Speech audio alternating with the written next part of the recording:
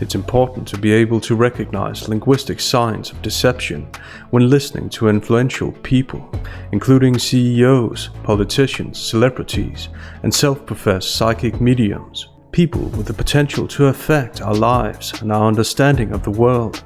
Analyzing the language of mediums gives us insight into a world of deceptive language and emotional manipulation.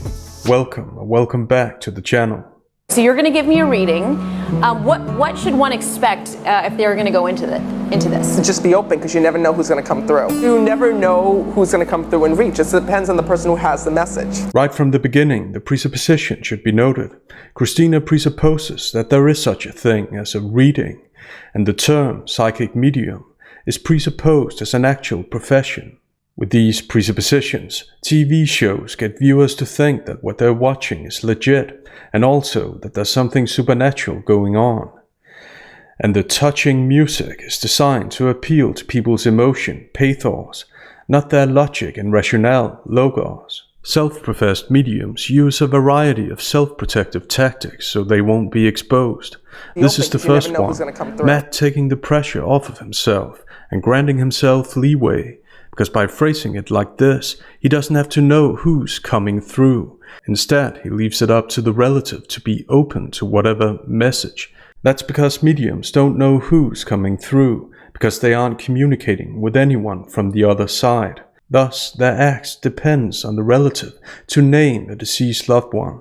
And next, Matt literally waits for the relative to give him the answer he needs. And who passed in tragedy? Just recently, my father-in-law. He says to me, I thought I was going to beat this. I thought that I was going to get through this. He showed me him going back and forth to treatments, and I saw him going to the doctors, and he tells me he was supposed to get better. But then I keep feeling all of this pain in my stomach when I'm connecting with him. Did he have the cancer of the stomach, or was there issues in through here? And I said to him, what happened? And he just said to me that there was a blockage that had taken place. Like, I feel there was a tumor or something pressing right here. Do you understand that? Yes, all of it. He just said to me it was misdiagnosed. Initially, Matt asks a presupposition question, a question that starts with who, what, when, where, why. The question couldn't be any safer because everyone's known someone who passed in tragedy. This is the first example of the filling the frame technique mediums use. Mediums provide the frame, asking who passed, and wait for the relative to fill it with their interpretations. It's strange how Matt starts quoting Kristina's father-in-law after she's given him the information he needs. A few seconds ago, he had to ask who had passed, and now he's connecting with him. Faux spiritual language, by the way. Sure. I'm connecting with him. Kristina and her husband are public figures, which makes it easier for mediums and linguists who expose mediums to find information about them.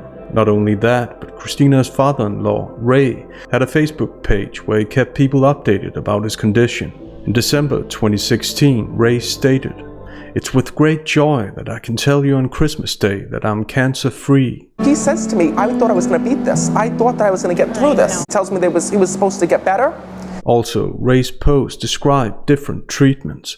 He showed me him going back and forth to treatments. And also mentioned constipation and how difficult it is to eat when feeling bloated. But then I keep feeling all of this pain in my stomach when I'm connecting with him. And he just said to me that there was a blockage that had taken place. Furthermore, there's at least one article about Ray's death and also a Facebook post by Kristina, which includes Ray's nickname, Popo. More about that later. So when Matt asks, do you understand that? He knows that Kristina will understand because there's nothing to understand. What he's saying is publicly available information delivered as dialogues in order to convince viewers of his extraordinary skills that aren't extraordinary or skills at all. Do you understand that? I call this assertive questioning, and mediums use it for self-serving reasons. Syntactically, it's a question. Semantically, however, it has a strong preference for agreement. With understand that, Matt presupposes that there is something to understand, even though it's just him saying it. Assertive questioning makes disagreement less likely, as it makes it uncomfortable to say no. Do you understand that? Do you understand that? Do you understand that? When I'm connecting with him. Did he have the... Yes, all of it. Publicly available information, and Kristina's already reacting as if Matt is saying something profound. This is any medium's dream. Matt uses past tense, showed, saw, and then shifts to present tense. He showed me, and I saw him, and he tells me he was supposed to get better, and he tells me. Verb tense shifts are noted because they suggest that the speaker is rehearsing what to say, as opposed to remembering what they allegedly heard someone say. In other words, that the speaker is making it up as he goes. And even if we disregard these shifts, how does the deceased loved one have time to say all this for Matt to be speaking in past tense? This leads to another point, that Matt's a fast talker, who speaks without the usual micropauses people make when they speak. Talking fast ensures that Matt has the control in any given conversation and isn't interrupted. Mediums know that too many interruptions can be devastating to their act. Talking fast is also a medium's way of making audiences forget just how much they're fishing for information. Who is that to you, ma'am? Because they keep having me look over here, so I don't know if he was like a boyfriend, a friend.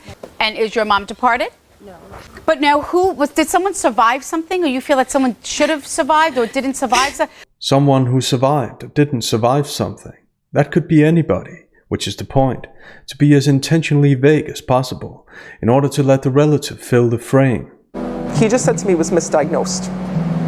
With this, Matt touches on the idea of multiple diagnoses, which is exactly what Ray's posts state, multiple diseases. Notably, Kristina doesn't respond to this specific point, as Matt pauses to study her face for acknowledgement or disapproval. Mediums depend on the facial expressions of the relatives, whether the relatives agree or disagree, so they know what to elaborate on or stop immediately.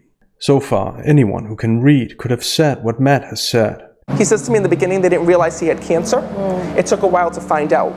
Because I said to him, well, what happened? He actually tells me that he thought he had indigestion. Yes, we did. We thought it was indigestion for a long time. He just showed me like the Tums bottles, and I saw him like going like taking Tums. And he's like, I'm fine. And I said, well, how did they not know? And he says to me, well, I went for my physical. And he tells me like everything was fine.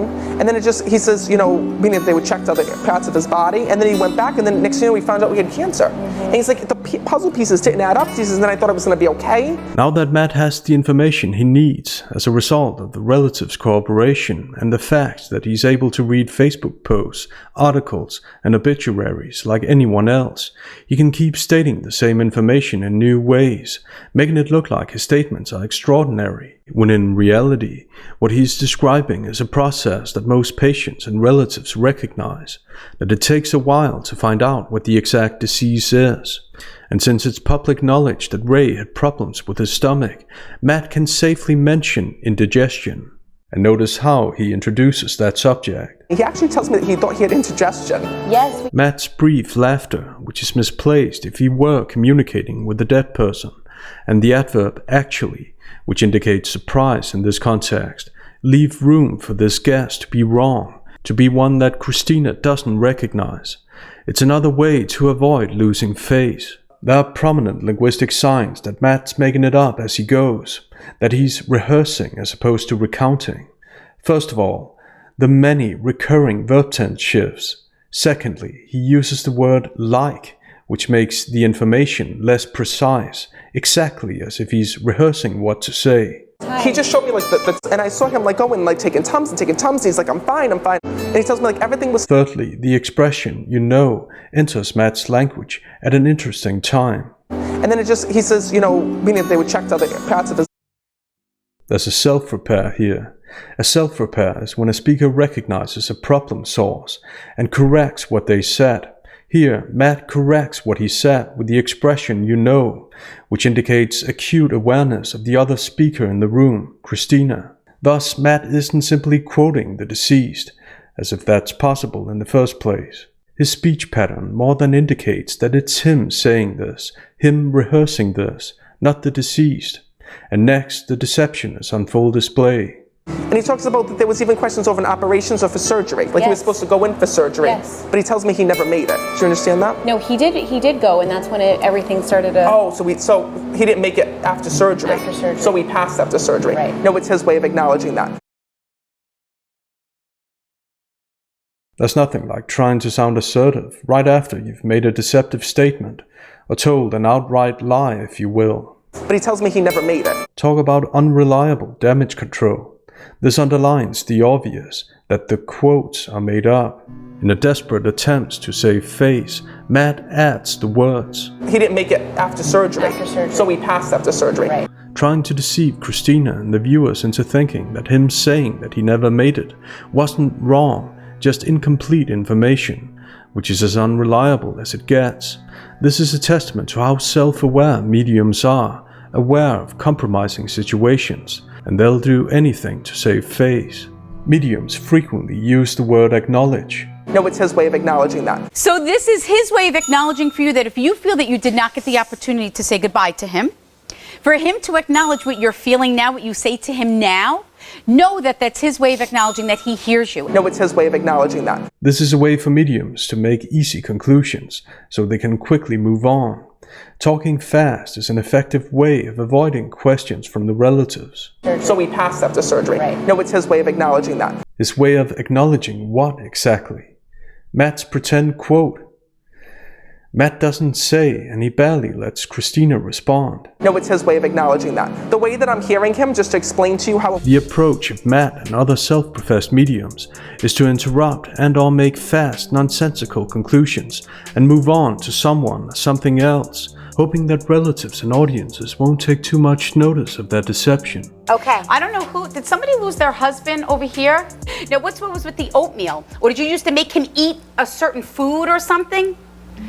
Okay, this is my meaning. See, my meaning in signs and symbols, it doesn't mean that they're incorrect. It means that it might just have a different meaning for you. Because he just now showed me himself full face, rosy cheeks. That's my symbol for where someone's physical appearance has changed. So whatever it was that he was not able to prior to his departure, he left with the physical body and he's able to do on the other side.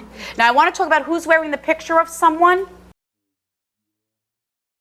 Who lost the spouse? Your wife has departed? But where is the chair? Why do I keep getting the thing with the chair? Do you still have her chair? No. Or did she have an issue with her legs prior to her passing? No, she had her gall blocked. Who had the issue with the legs? What was with his legs?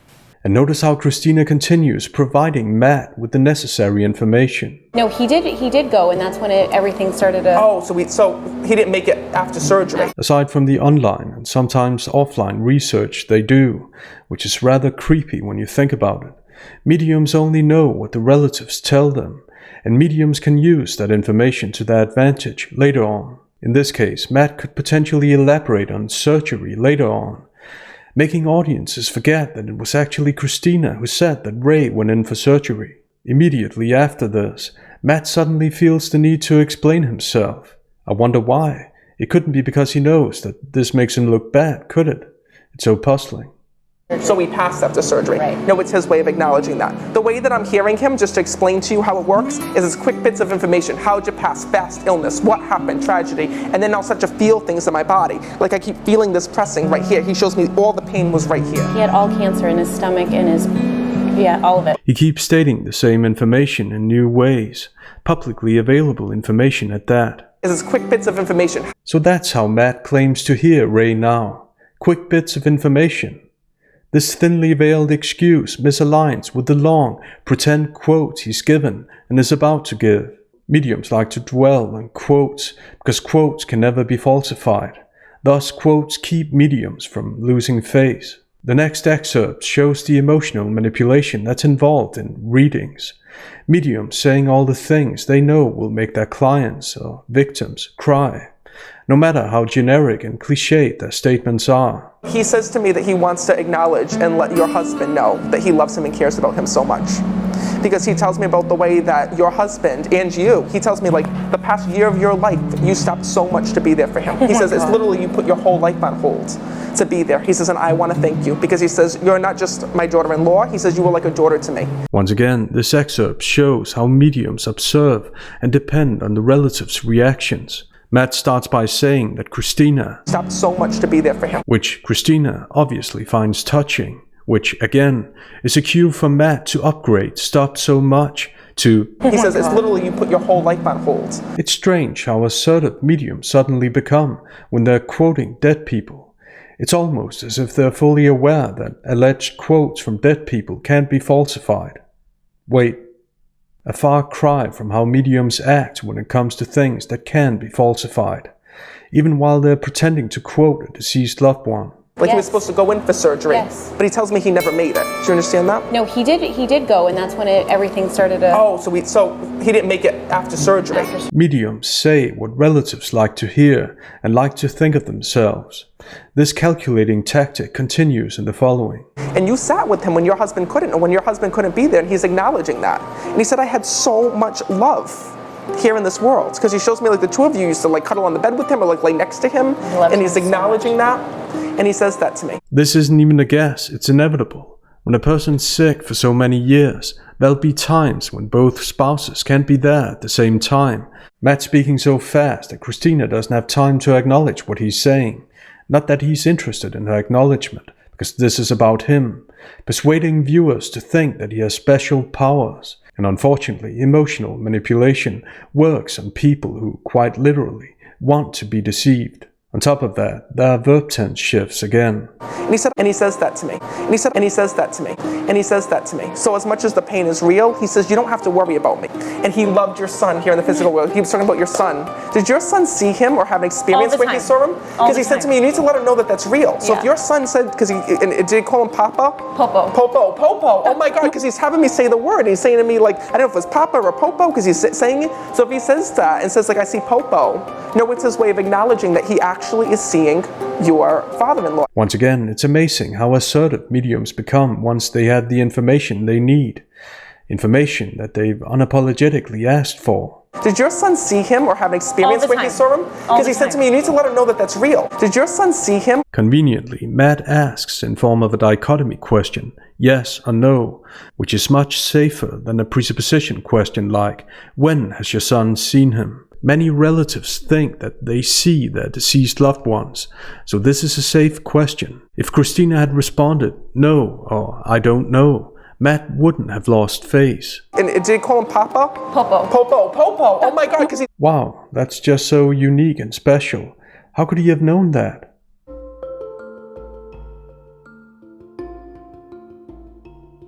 Trying not to sound too certain makes it more convincing. Oh my God, because he... Leave it to Matt to draw attention to his supernatural skills that anyone who can read also has. How did Matt even know about Kristina's son?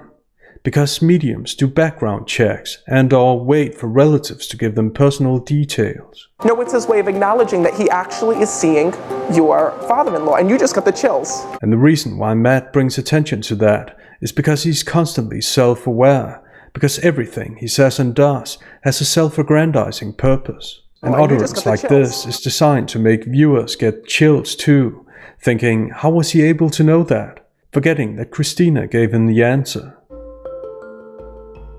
He actually just leaned over and kissed you. So no, it's his way of just acknowledging and letting you know that as close as you were here in the physical world, that you'll always be that close on the other side. This sounds like something from a script to a B-movie. And not only that, it appears that mediums borrow or steal these cringeworthy cliches from each other. He actually just leaned over and kissed you. I watched the soul come over and kiss you. They know that what they say is deeply cliched because it isn't real, which is why they sometimes make excuses for what they say. What do you mean, red cardinals? That's just what they showed me. I think of my mom when I see red cardinal. Perfect. So know that that's real. Know that that is not your imagination. It's not cliche. And more importantly, he says, I didn't just gain, he says, a daughter here in this world. He says, I gained another family, because he's acknowledging about how he was so close and connected with all of you and how you did everything with one another. Matt obviously noticed how Kristina reacted to his previous emotional manipulation. To be there. He says, and I want to thank you, because he says, you're not just my daughter-in-law. He says, you were like a daughter to me. So here he can safely upgrade gaining a daughter to gaining another family, as he goes for even more tears, saying what all emotionally driven people want to hear. And you know, he's laughing because he says to me, my son's never going to believe this until it airs. My father-in-law loved being on TV too. Oh, he did perfect. Perfect. That sounds like something someone would say when they make a lucky guess. Wait. Do you connect with jewelry? How do you understand that? I'm wearing my grandmother's ring. Perfect. Perfect. And yes, you'd totally react this way if you were in contact with a dead person. It seems totally appropriate and respectful. Nothing's more convincing than over-the-top laughter in what should be a serious situation. Yeah, my father-in-law loved being on TV too. Oh, he did perfect. Because he says to me, he says, and you know what's funny is when I'm connecting with him, he's all dressed up on the other side. And he's like, shows me that he wants you to know, and his son to know, that even though that he had passed on, that he's still able to watch over your life and to see so much. He's all dressed up on the other side. How? What clothes is he wearing? What does on the other side even mean? And why is it funny? And you know what's funny is when I'm... And what does being all dressed up on the other side have to do with watching over Kristina? From his incoherent utterances to his pause and self-repair. He's like, shows me that he wants you to know, and his son to know, that even though that his son to know, that... Matt shows all the linguistic and behavioral signs of someone who's making it up as he goes. But he's upset, like, who sold his car or got rid of the car? Just recently, yeah. Because he says to me, like, they didn't even wait that long. He goes, next thing you know, my car's sold. He says, everything's going. And he's laughing about that. Once again, totally appropriate behavior when pretending to quote a dead person. It sounds like everything on the other side is a never-ending SNL skit. But wait, how was Matt able to know this? Surely, this must mean we should ignore all the linguistic signs of deception, right? No. First of all, selling or getting rid of a car is very common when a family member passes. Secondly, it's relevant to note how Matt once again awaits Kristina's response before making up a quote.